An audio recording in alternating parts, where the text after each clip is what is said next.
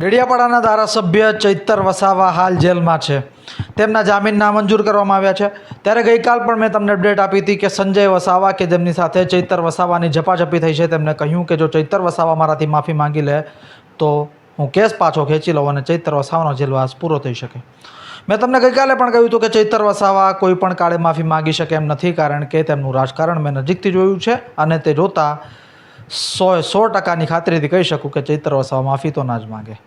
ત્યારે પ્રવીણ રામ કે જે આમ આદમી પાર્ટીના નેતા છે, તેમને આજે કહ્યું છે કે આમ આદમી પાર્ટી ચૈતર વસાવાની સાથે છે.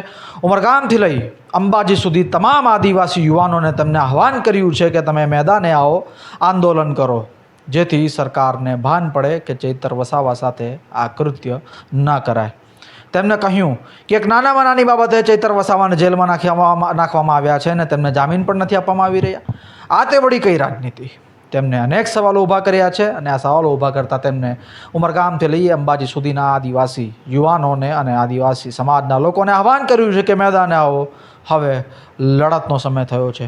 ત્યારે જોવાનું છે કે એમના આહવાનથી આદિવાસી સમાજ કઈ રીતના આગળ પગલાં ભરે છે. ખેર, પલે પલે અપડેટ તમારા સુધી પહોંચાડતા રહીશું. જ્યાં સુધી ચૈતર વસાવાનો કેસ વળાંક લેતો રહેશે ત્યાં સુધી તમને વિગતો પહોંચાડતા રહીશું. Thank you so much.